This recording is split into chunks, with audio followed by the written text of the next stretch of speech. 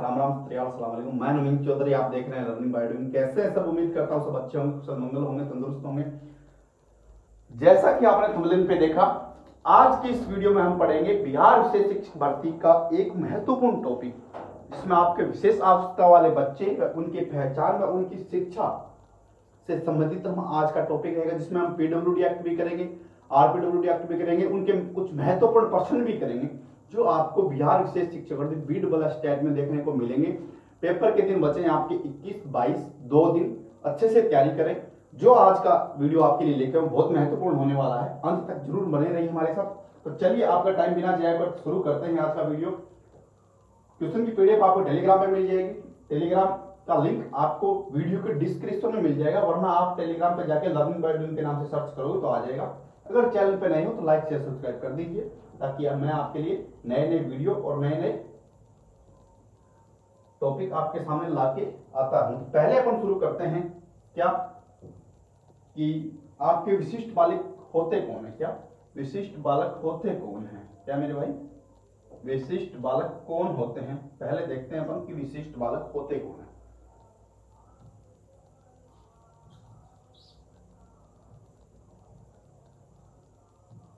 विशिष्ट बालक, विशिष्ट बालक कह सकते हो आप, फिर विशेष बालक कह सकते हो आप, विशेष बालक कह सकते हो, ठीक है।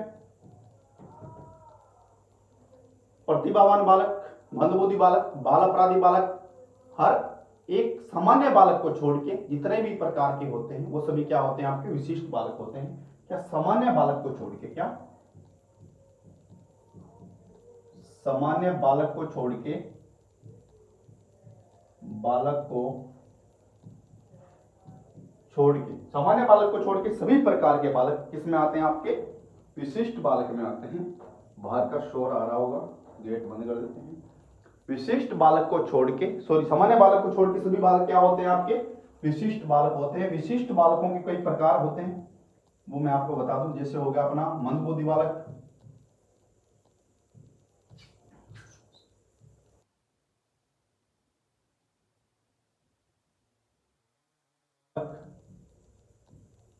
फिर आता है आपका प्रतिभावान बालक,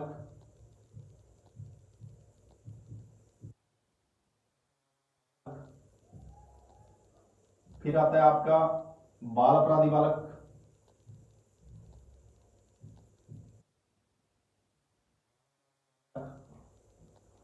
ठीक है। मंदबुद्धि बालक, प्रतिभावान बालक और आपका बाल अपराधी बालक। सृजनशील बालक हो जाएगा, पिछड़ा बालक हो जाएगा, चोरी करने वाला बालक हो जाएगा, क्या पिछड़ा बालक, ठीक है। तो सब सीधी सी बात अपन देखें तो क्या सामान्य बालक को छोड़ के सभी बालक है वो किस कैटेगरी में आते हैं? आपके विशिष्ट बालक या स्पेशल चाइल्ड की कैटेगरी में आते हैं। मंदबुद्धि बालक कौन से हो जाएंगे? जिनका आईक्यू लेवल सामान्य से कम होता है, या अपन मान सकते हैं 70 से कम होता है। वो बालक जिनका बुद्धि लब्धि 70 से कम होती है तो सामान्य बालकों से कम होती है। सामान्य बुद्धि लब्धि कितनी होती है आपकी? 90 से 109 भी होती है, ठीक है। ऑप्शन में आपको 90 भी देखने को मिल सकता है, 100 भी देखने को मिल सकता है, मतलब 90 से 109 के बीच में होता है, वो आपके सामान्य बालक होते हैं, ठीक है। तो जिनका आईक्यू लेवल 70 से कम है, सामान्य 90 से कम है, तो वो किस में आएंगे? आपके मंदबुद्धि बालकों में। ये किस भी क्या होंगे? ये भी आपके विशिष्ट बालक है। फिर आते हैं प्रतिभावान बालक, जिनकी बुद्धि लब्धि 120 से प्लस होती है। कितनी? 120 से प्लस होती है, जिसमें सृजनात्मकता होती है, किसी चुनौतीपूर्ण कार्य करने के लिए वो क्या होते हैं? तत्पर तैयार रहते हैं। और सामान्यतः ऐसा देखा जाता है कि प्रतिभावान बालक अपने लक्ष्य को प्राप्त करके ही रहते हैं, ठीक है। फिर आता है आपका बाल अपराधी बालक। बाल अपराधी बालक कौन से होते हैं? बाल अपराधी बालक वो होते हैं जो बालक समाज के कानून, कायदे व नियमों का उल्लंघन करते हैं, वह समाज में सामाजिकता का अभाव पाया जाता है उनमें, और समाज को नुकसान पहुंचाते हैं, सार्वजनिक संपत्ति को नुकसान पहुंचाते हैं, वो क्या होते हैं? आपके बाल अपराधी बालक। फिर आते हैं पिछड़े बालक। पिछड़े बालक वो बालक होते हैं जैसे 8th क्लास का बालक है एक, और एक दूसरा बी है, एक ए है वो 8th क्लास का, दूसरा बी है वो 8th क्लास का है।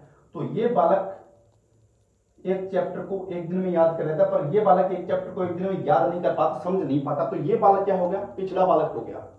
अपने समान आयु व समान कक्षा के बालक, कोई भी बालक जो समान आयु के बच्चे से बच्चे के जितना अधिगम नहीं कर पाता है, सीख नहीं पाता या लर्न नहीं कर पाता, तो वो बालक क्या माना जाएगा? आपका पिछड़ा बालक माना जाएगा। ठीक है, फिर चलते हैं अपन कि अपने कर लिया विशिष्ट बालक कौन होते हैं, सामान्य बालक को छोड़ के। फिर अपन चलते हैं कि इन बालकों को क्या कहा जाता है। इसको कहा जाता है CWNS। क्या CWNS कहा जाता है मेरे भाई? क्या CWNS कहा जाता है?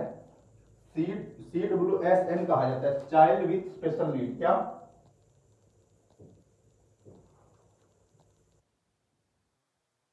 NS, उसे क्या कहेंगे? Child with special need.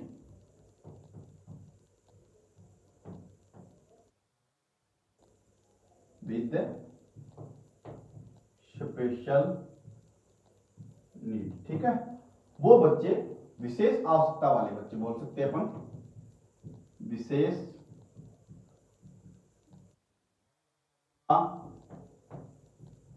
वाले बच्चे।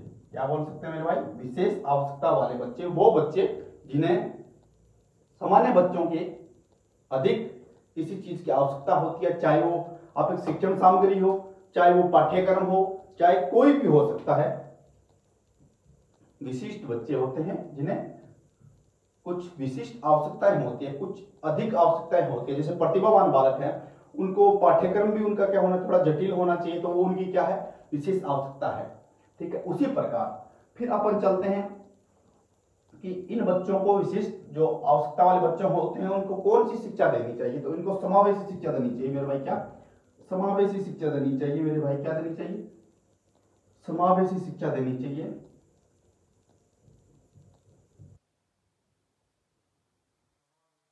शिक्षा देनी चाहिए किन बच्चों को? CWNS जो बच्चे होते हैं उनको समावेशी शिक्षा देनी चाहिए। समावेशी शिक्षा की अवधारणा कहां से ली गई? तो अपन बोल सकते हैं मूल रूप से कनाडा और अमेरिका से ली गई मेरे भाई। कहां से? कनाडा और अमेरिका से ली गई। अब बात करते हैं कि समावेशी शिक्षा होती क्या है। समावेशी शिक्षा होती क्या है, ये आपके मन में एक सवाल चल रहा होगा। तो समावेशी शिक्षा ऐसी शिक्षा जिसमें एक सामान्य बालक, उसके साथ एक विशिष्ट बालक,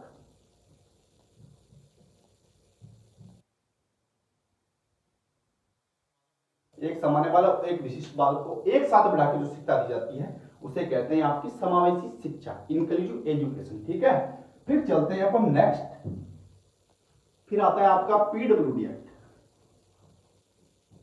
PWD। ठीक है, person with disability, person with disability इसे बोलते हैं अपन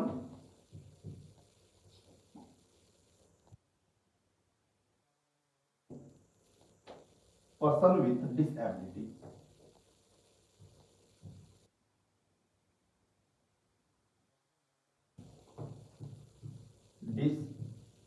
डिसेबिलिटी। ठीक है, तो आपका PWD एक्ट आया कब? क्या PWD एक्ट आप आया कब? तो ये आपका आया 1995 में आया मेरे भाई। क्या आया? 1995 में आया। इसमें कितनी डिसेबिलिटी जोड़ी गई? इसमें कितनी डिसेबिलिटी जोड़ी गई? तो इसमें मेरे भाई 7 अक्षमताएं थी। क्या अक्षमताएं थी? 7 अक्षमताएं थी। फिर इसको मॉडिफाई करके RPWD एक्ट में चेंज कर दिया गया। अब RPWD एक्ट आपका कब आया? RPWD एक्ट आपका कब आया? तो इसकी बात करें तो आपका RPWD एक्ट आया, ये आया आपका 1995 में, वो आया आपका 2016 में। ठीक है, क्या 2016 में, जब आपके PM कौन थे? नरेंद्र मोदी। ठीक है, कौन थे? जब आपका RPWD right to person with disability, इसमें आपकी 7 अक्षमताएं थी। तो इसमें आपकी कितनी अक्षमताएं होंगी मेरे भाई? इसमें आपकी अक्षमताएं थी कितनी? इसमें आपकी 21 अक्षमताएं थी। कितनी? 21 दिव्यांगताएं थी। दिव्यांगताएं थी, इसमें 7 थी, इसमें फिर 14 और जोड़ दी गई। कितनी जोड़ी गई? अब पूछा जाए कि 2016 RPWD एक्ट में कितनी अक्षमताएं हैं, तो 21 है। पूछा जाए RPWD में कितनी अक्षमताएं और जोड़ी गई, तो आपको बताना है 14 अक्षमताएं और जोड़ी गई। ठीक है, कितनी? पूछा जाए जोड़ी कितनी की, तो 14 जोड़ी गई। कुल पूछा जाए तो आपको 21 बतानी है, और पीडब्ल्यू एक्ट 1995 में पूछे तो आपकी 7 अक्षमताएं दिव्यांगताएं थी। इसमें आपकी एसिड से पीड़ित है उनको भी साथ में, पीड़ित को भी साथ में क्या किया गया, शामिल किया गया मेरे भाई। फिर चलते हैं अपन नेक्स्ट कि आरपीडब्ल्यूडी में कितने वर्ष से कितने वर्ष तक के बच्चों को एक साथ क्या, कितने वर्ष से कितने वर्ष के बच्चों के, दिव्यांग बच्चों को पढ़ाया जाएगा या शिक्षा दी जाएगी, उसकी बात करें तो उसमें होगा कितना, 6 वर्ष से 18 वर्ष तक के बच्चों को, क्या 6 वर्ष से 18 वर्ष तक के बच्चों को निःशुल्क शिक्षा दी जाएगी, ठीक है, समावेशी शिक्षा के तहत। अब अपन चलते हैं अपने टॉपिक पे, तो चलिए शुरू करते हैं। पहला क्वेश्चन है आपके सामने, बाल अपराधी बालक होते हैं, तो बाल अपराध का कारण नहीं है, नहीं पूछा गया है कौन सा कारण नहीं है। बाल अपराध का कारण क्या हो सकता है, बच्चे में शारीरिक दोष हो तो बच्चा क्या हो सकता है, बाल अपराध हो सकता है, तो ये भी कारण है। गरीबी भी हो सकती है, बच्चे को अगर समय पे कुछ पैसे, कुछ कपड़े, कुछ अपने शिक्षा के संसाधन नहीं मिल सकते हैं तो बच्चा क्या होगा, बाल अपराधी, जैसे चोरी करना, झूठ बोलना, वो कार्य कर सकता है, गरीबी के कारण ये हो सकता है। फिर असफलता, बच्चे ने कोई एग्जाम दिया, एग्जाम में बच्चा फेल हो गया तो बच्चा क्या करेगा, झूठ बोलेगा कि मैंने पढ़ा तो था पर मैं हो नहीं पाया, वो भी आपका क्या होगा, असफलता भी होती है। उचित घरेलू वातावरण, उचित घरेलू वातावरण, बच्चे को एक अच्छा वातावरण दिया जाएगा, एक अच्छा माहौल दिया जाएगा तो बच्चा क्या होगा, बाल अपराध से बच सकता है। तो कारण क्या पूछा गया, नहीं है, तो अपना कौन सा हो जाएगा, ऑप्शन नंबर ए इसका करेक्ट आंसर। फिर चलते हैं क्वेश्चन नंबर 2 पे, शैक्षिक मनोविज्ञान। शैक्षिक मनोविज्ञान के अंतर्गत अंतर्निहित क्षमताओं तथा सक्षमताओं का अध्ययन करता है, व्यक्तिगत भिन्नताओं का अध्ययन करता है, समय की भिन्नता का अध्ययन करता है, समूह की समक्षमता सक्षमताओं का अध्ययन करता है, व्यक्तिगत सक्षमताओं का अध्ययन करता है। शैक्षिक मनोविज्ञान अंतर्निहित क्षमताओं, एक मिनट, अंतर्निहित सक्षमताओं का अध्ययन करता है। सॉरी, थोड़ा सा वो स्विच ऑफ हो गया था पैर से, वापस शुरू करते हैं अपन, बने रहिए। अगर आपका कोई भी क्वेश्चन हो तो आप पूछ सकते हो, कमेंट सेक्शन में पूछ सकते हो। चलिए चलिए चलिए, शुरू हो गया, स्टार्ट हो गया।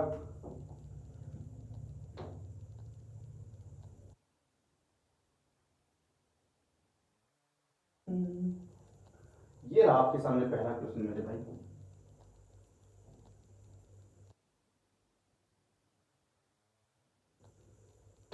फाइल खोलते हैं हम।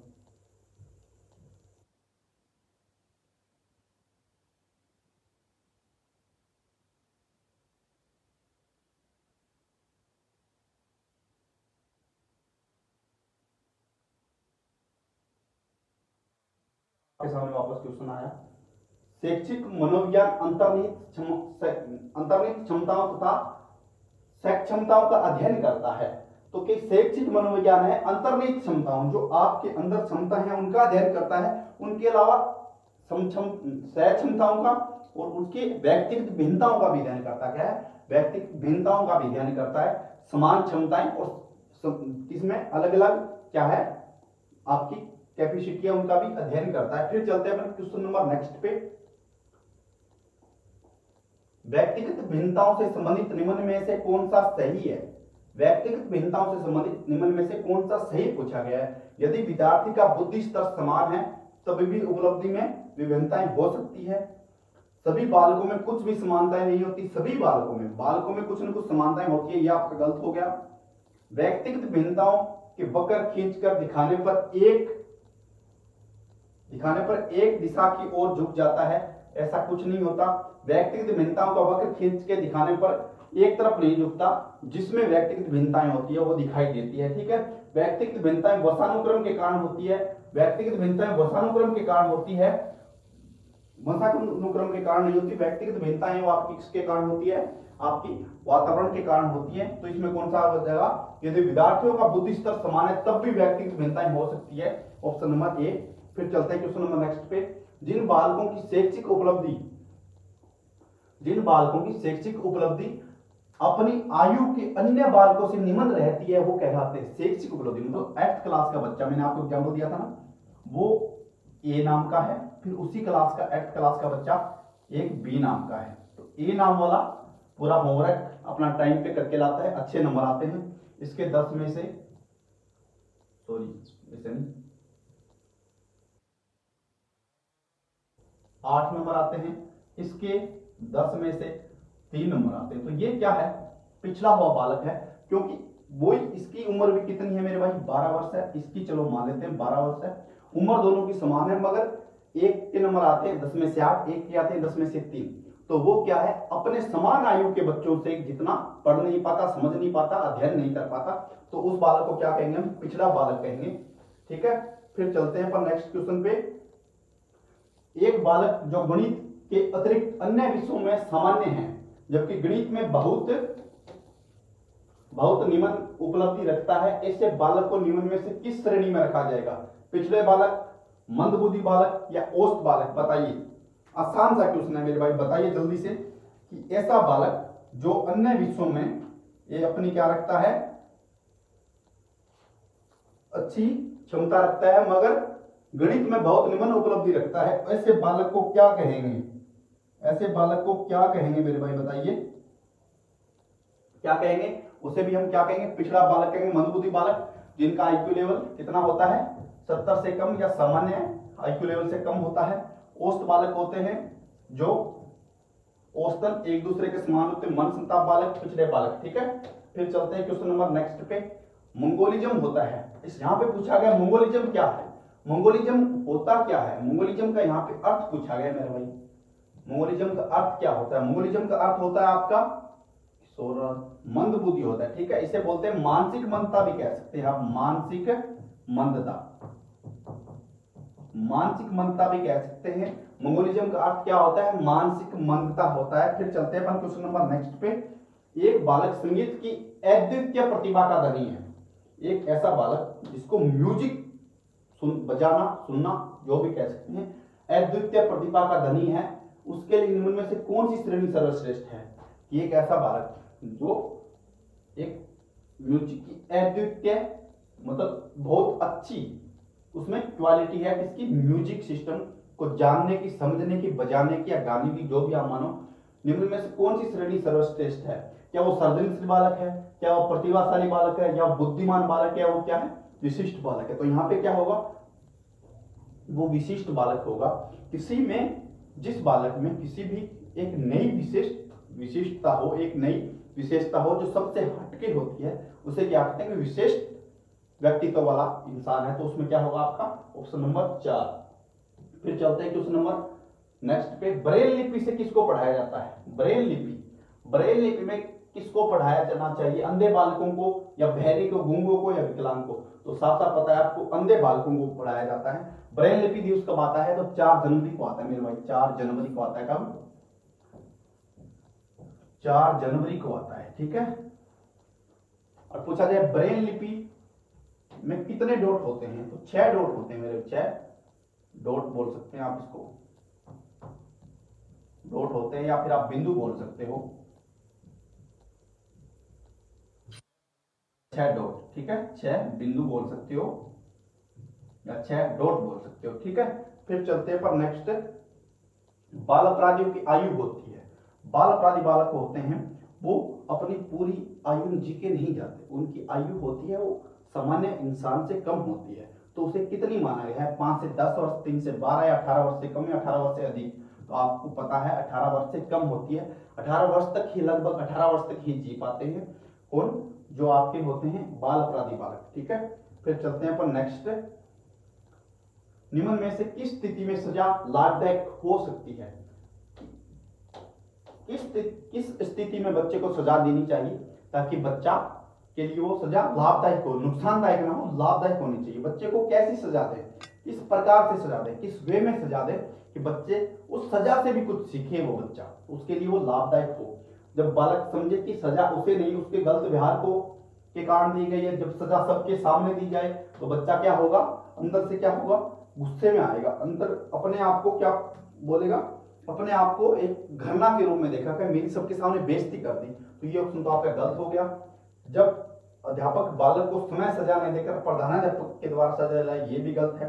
जब बालक सजा का आदी हो जाए, बच्चा बस ऐसा है कि हाँ वो याद नहीं करके ला रहा, उसे रोज पीटा जाए, तो आदि हो गया, तो वो तो क्या है, एकदम ही गलत है, ये भी गलत है। तो इसमें सही कौन सा है, जब बालक समझे कि सजा उसे नहीं उसकी गलत व्यवहार को दी गई है। एक बच्चा चोरी कर रहा है तो उसको सजा दी गई, या फिर उसे उदाहरण देके समझाया गया, या उसने किसी लड़ाई झगड़ा किया, चोरी की, समाज में कोई गलत है ऐसा कार्य किया जो समाज के नियमों के विरुद्ध है, तो उसे सजा इस प्रकार से देनी चाहिए ताकि वो ये समझ सके कि ये अपन को नहीं सजा मिल रही है, अपन ने जो गलत कार्य किया है उसके लिए सजा मिली है, वो क्या हो सकता है, सजा में लाभदायक हो सकती है। फिर चलते पर क्वेश्चन नंबर नेक्स्ट पे, हस्तशिल्प की शिक्षा देनी चाहिए, इन बच्चों को देनी चाहिए हस्तशिल्प की शिक्षा। मंद बुद्धि व पिछड़े बालकों को, प्रतिभाशाली बालकों को, सामान्य बालकों में प्रखर बुद्धि बालकों को, किनको देनी चाहिए, मंद बुद्धि व पिछड़े बालकों को क्या देनी चाहिए, आपकी हस्तशिल्प की शिक्षा देनी चाहिए। क्यों, क्योंकि उनको क्या करना है, सेल्फ डिपेंड करना है, बच्चों को समाज की मुख्य धारा से जोड़ना है। ठीक है, फिर चलते क्वेश्चन नंबर नेक्स्ट पे, निम्नलिखित में से कौन से विशिष्ट बालकों की श्रेणी में नहीं आते, कौन से बालक विशिष्ट बालकों की श्रेणी में नहीं आते, पिछड़े बालक विशिष्ट बालकों की श्रेणी में आते हैं, विकलांग बालक में आते हैं, मंदबुद्धि बालक में आते हैं, पर लंबे बालक आते हैं होते हैं वो आपके विशिष्ट बालकों की श्रेणी में नहीं आते। लंबे बालक पिछड़े बालक भी हो सकते हैं, विकलांग बालक है वो भी लंबे हो सकते हैं, मंदबुद्धि बालक है वो भी लंबे हो सकते हैं, ये कोई विशिष्ट बालकों की कोई कैटेगरी नहीं है। फिर चलते हैं क्वेश्चन नंबर नेक्स्ट। तो याद तक ये क्वेश्चन थे, क्वेश्चन की पीडीएफ आपको टेलीग्राम पे मिल जाएगी। अगर वीडियो अच्छी लगी हो तो लाइक शेयर सब्सक्राइब कर दीजिए। मिलते हैं नेक्स्ट वीडियो में। बिहार विशेष शिक्षक भर्ती करने वाले सभी बच्चों को ऑल द बेस्ट, मेरी तरफ से गुड लक, तैयारी कंटिन्यू रखें। कल मिलते हैं एक नए टॉपिक के साथ जिसमें आपको 3-4 टॉपिक एक साथ करवाऊंगा। बने रहिए हमारे साथ। Thank you so much.